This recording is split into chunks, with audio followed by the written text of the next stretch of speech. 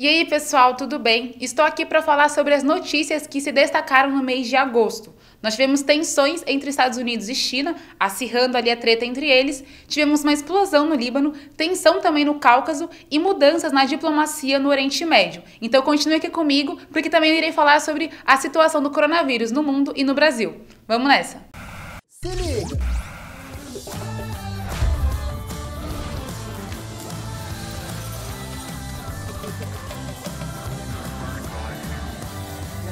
História. Vamos começar aqui falando sobre a situação do coronavírus. Já faz mais de 5 meses que estamos acompanhando a pandemia, que determinou mudanças nos padrões de comportamento, isolamentos sociais, notas promissoras de possíveis vacinas e até mesmo reaberturas econômicas e sociais em curso. Por mais que esse novo normal se imponha, a situação não mudou. Nós ainda temos aumento de casos e aumento no número de mortes. Falando em números oficiais, mas sempre lembrando dos casos de subnotificações, nós já passamos de 22 milhões de casos de Covid confirmados no mundo todo, mais de 780 mil mortes e mais de 14 milhões de casos recuperados. Quando a gente pega aí o top 8, de países com mais casos absolutos, nós temos os Estados Unidos na dianteira. Seguido deles, nós temos o Brasil, a Índia, a Rússia, a África do Sul, México e o Peru. E a Colômbia que entrou no lugar do Chile nesse top 8.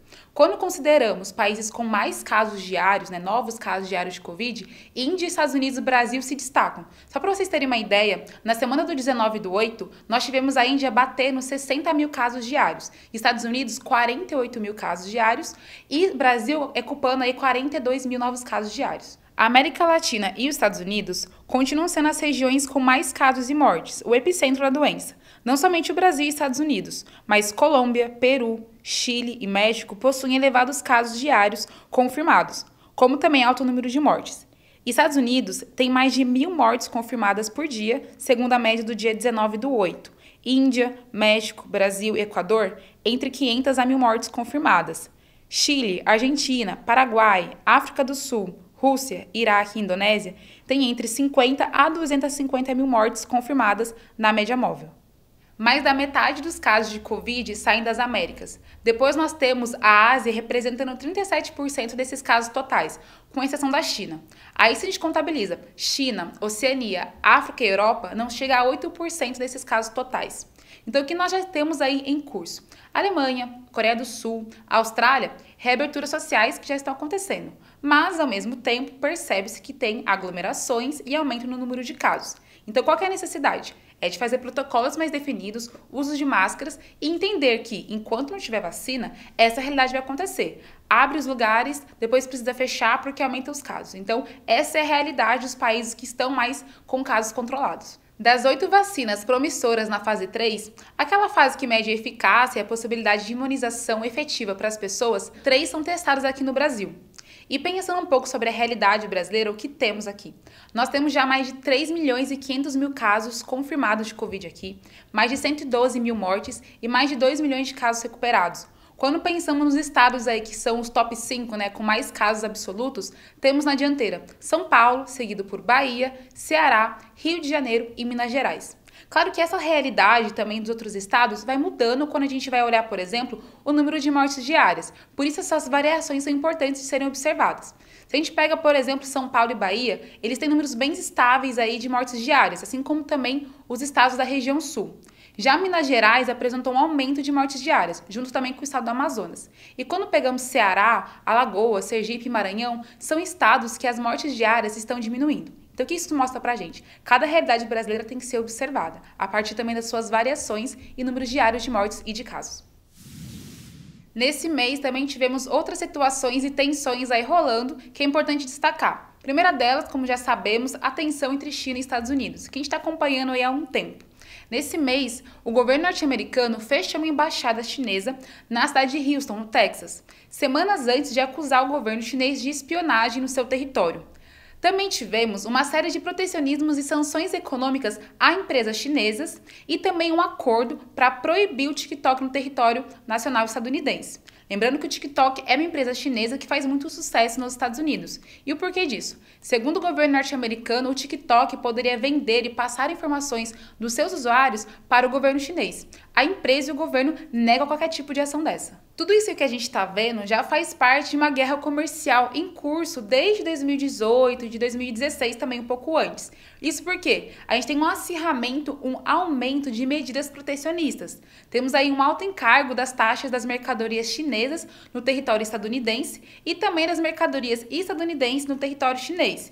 Isso tudo por quê, pessoal? Porque ambos os países estão disputando o mercado global. Vamos pensar aí, nós temos a China crescendo, investindo muito em tecnologia, investindo em outros países, aumentando também seus projetos expansionistas para além do seu território, enquanto isso está disputando o quê? Disputando com os Estados Unidos esse domínio. Então, ambos os países querem estar em primeiro lugar, querem dominar mercados, e por isso essa tensão. E por que é importante saber dessas ameaças? Porque essas ameaças, essas tensões afetam o mundo todo. Vamos pensar aqui. China e Estados Unidos são as duas maiores economias do mundo, são altamente interligadas e interdependentes. A China só perde para o Canadá como o maior parceiro comercial dos Estados Unidos. Nós temos diversas empresas norte-americanas que têm fornecedores chineses e o mercado chinês consumidor é muito importante para os Estados Unidos. Se sofrer um rompimento dessas relações, vai trazer prejuízo para ambos os países, mas também para o mundo todo, porque todas as demais economias são interligadas aos dois países. Vamos falar agora sobre situações que aconteceram na Ásia, para ser mais precisa no Cáucaso e no Oriente Médio. Pessoal, para a gente estudar a atualidade, a gente não pode esquecer que a atualidade não deixa de ser uma treta histórica, ou seja, situações que são explicadas por conflitos étnicos, religiosos, sociais que aconteceram ao longo da história. Não podemos esquecer também que conflito, que tensões atuais, elas não acontecem e se dão devido somente a demandas e situações internas.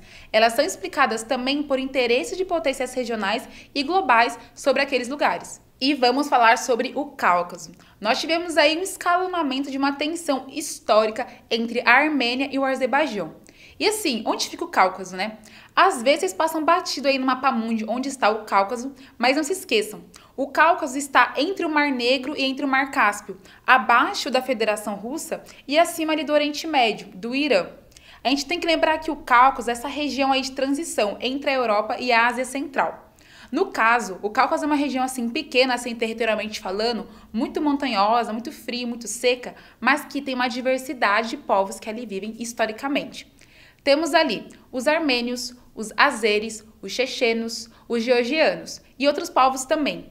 E ali, galera, tem uma diversidade étnica, religiosa, social e também tivemos uma série de dominações ali nessa região. Tivemos aí, a dar uns destaques aí, o Império Turco-Otomano, o Império Russo e nos últimos anos, aí, durante a Guerra Fria, também passaram pela sovietização.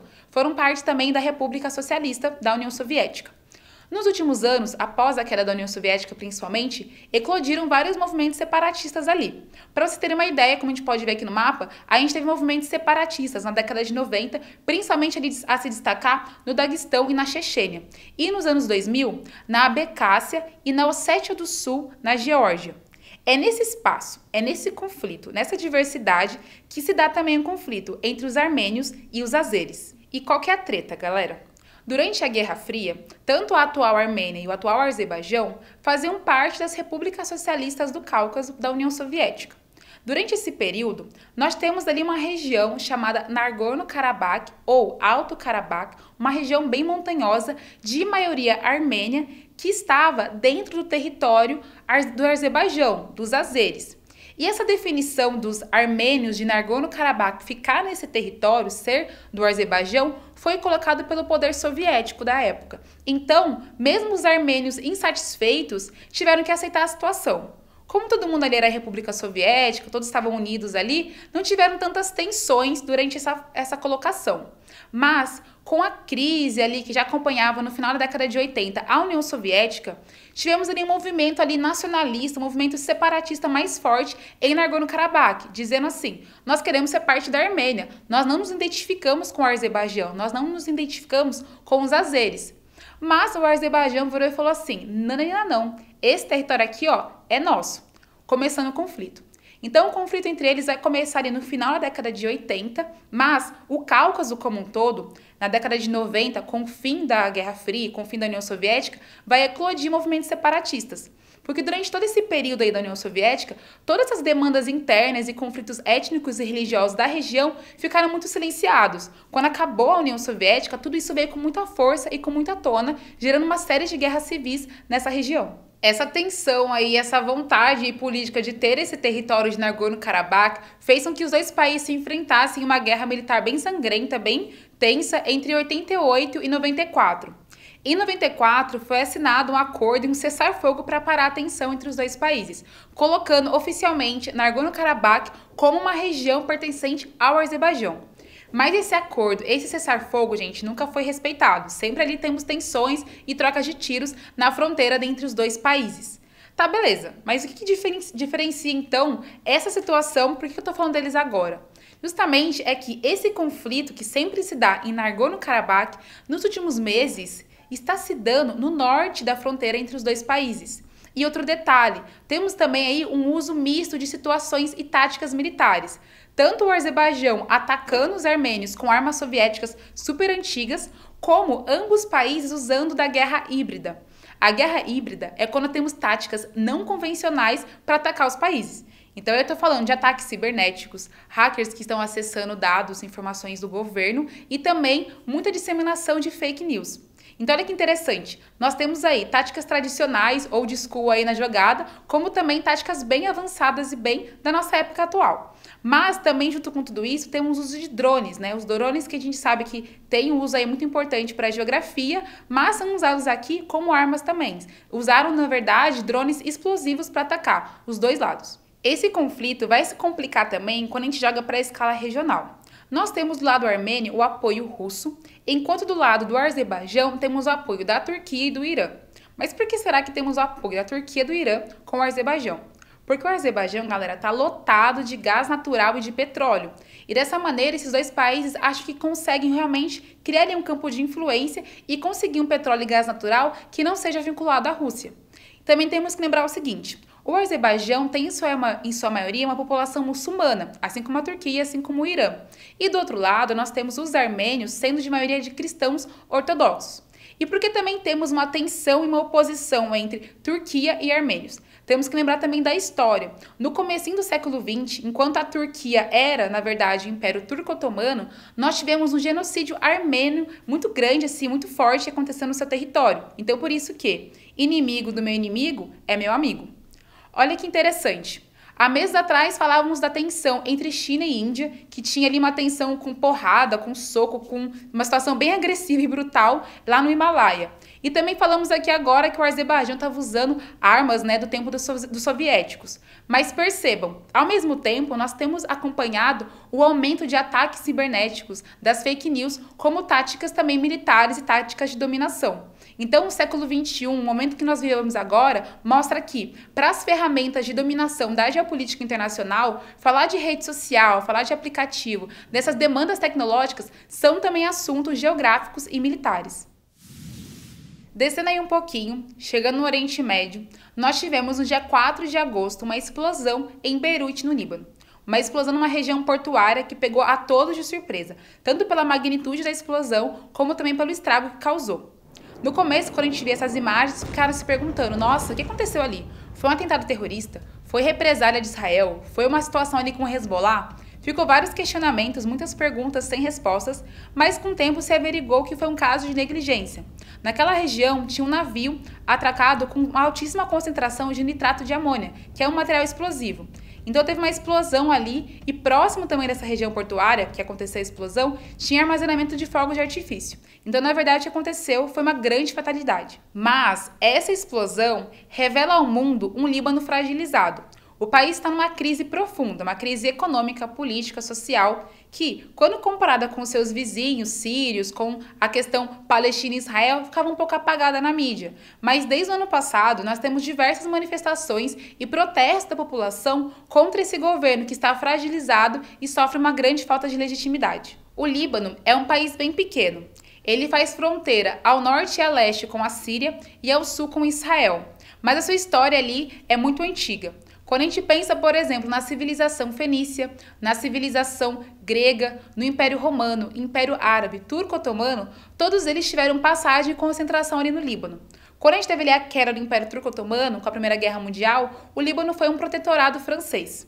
Então imaginem quão complexa vai ser essa sociedade libanesa. Quando o país foi formado na década de 40, teve que lidar com toda essa diversidade étnica e religiosa. Para vocês terem uma ideia, ali temos como concentrações religiosas muçulmanos xiitas e sunitas, católicos maronitas, cristãos ortodoxos, que têm que lidar com as suas demandas internas, mas também com as demandas regionais, porque eles estão colados com a Síria, Israel e a questão palestina. Com o início do conflito entre Israel e os palestinos em 48, nós tivemos uma fuga em massa de palestinos para o Líbano. E aí o Líbano passou a ser um ponto, de refúgio, mas também de contra-ataque dos palestinos a Israel. Com isso, os israelenses foram em massa para o Líbano tentar conter os palestinos.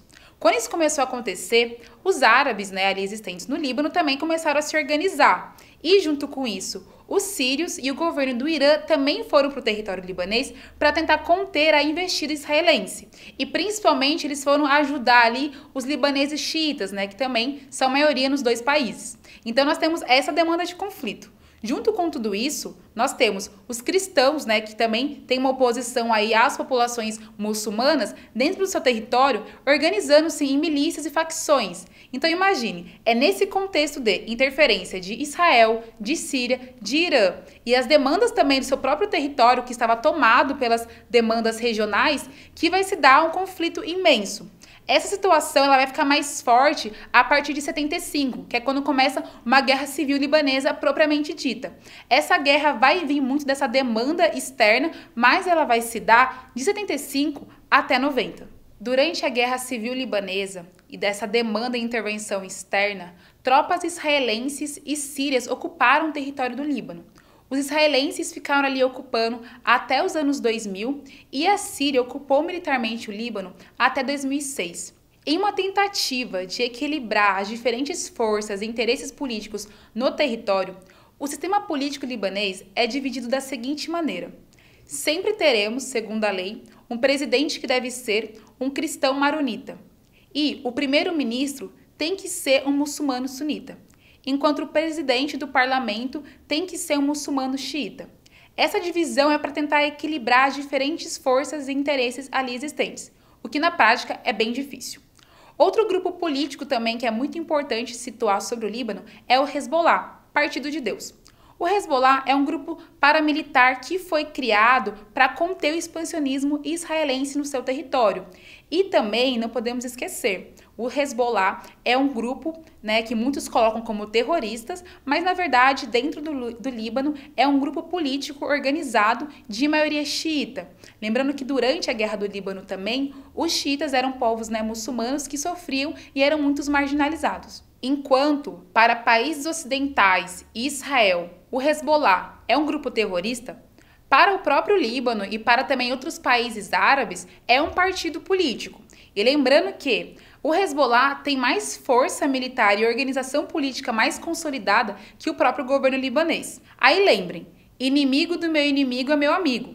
Então, como temos aí uma hostilidade, uma oposição entre Irã xiita e Arábia Saudita sunita pelo comando do mundo árabe, o Hezbollah passa a ser um apoio muito importante para o Irã, tanto frente à Arábia Saudita como também a Israel. Para além desse contexto sobre o Líbano, temos também a questão da Síria interferindo na sua situação atual.